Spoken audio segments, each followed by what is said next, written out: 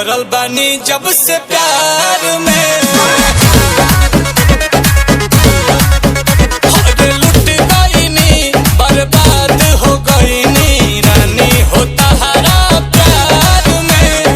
आदत बाताहार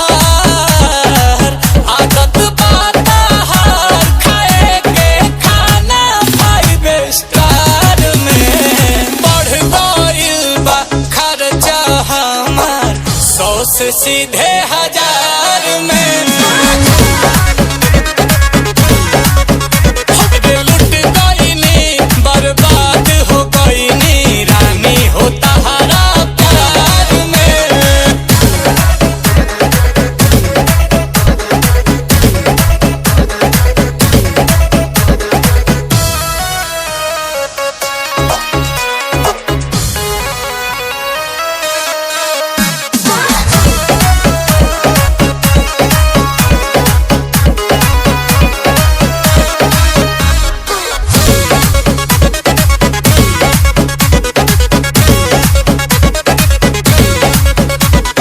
हो गईनी कंगाल ये जानू तोहरे चक्कर में।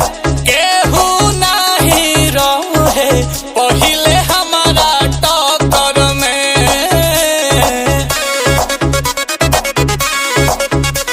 तो हो गईनी कंगाल ये जानू तोहरे चक्कर में।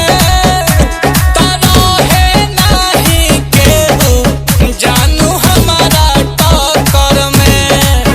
हर वीकेंड चालू मॉल, तो हर वीकेंड चालू मॉल बना के माहौल तू बियर बार में।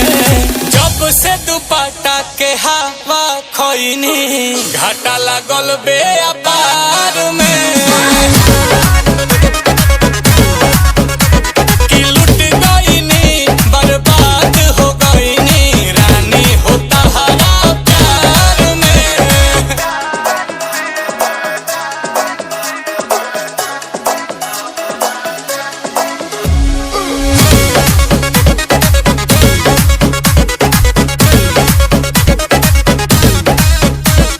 तोहरे फेरा में पड़ के खैनी बाबूजी से मार। तब हूँ नहीं उतरल हमार प्यार के बोखार। अरे तोहरे फेरा में पड़ के खैनी बाबूजी से मार। कि तब हूँ नहीं उतरल हमार प्यार के बोखार।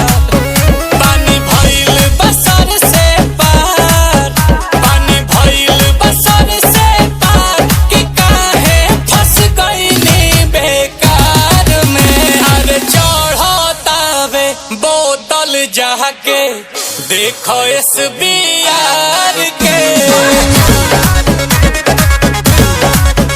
अरे लुट गईनी बर्बाद हो गईनी रानी हो तहरा प्यार में। हेलो फ्रेंड, राजा अंशुलांश में आप सभी का स्वागत करती हूँ। आप सब कैसे उम्मीद रहता है सब बहुत ही अच्छे रहिए, स्वस्थ रहिए, मस्त रहिए, अपने काम में व्यस्त रहिए फ्रेंड। तो हमेशा स्वस्थ रहिए आप लोग, हमें भी आशीर्वाद दीजिए, हम भी ठीक रहें, अब तक अच्छा न्यू वीडियो डालते रहें। और मैंने बहुत ही प्यारा सॉन्ग वीडियो बनाया है फ्रेंड, आप सबको बहुत ही अच्छा लगेगा। और आप लोग मेरा वीडियो ज़रूर देखिएगा और लाइक सब्सक्राइब कमेंट करना ना भूलिएगा, ज़रूर से ज़रूर कर दीजिए फ्रेंड, एक लाइक सब्सक्राइब। और आप लोग मुझे भी बढ़ाइए, सपोर्ट कीजिए, आप लोग से विनती निवेदन है। और हम पे कृपया भी बनाइए आप लोग भी थोड़ा से, और आगे बढ़ाइए। और आप लोगों से एक लाइक सब्सक्राइब कमेंट से क्या पता मैं आगे ही बढ़ जाऊँ। प्लीज़ आप लोग करिएगा सपोर्ट, और मेरा लॉन्ग वीडियो फुल देखिएगा, कैसा लगता है कैसा नहीं कमेंट बताइएगा प्यारा।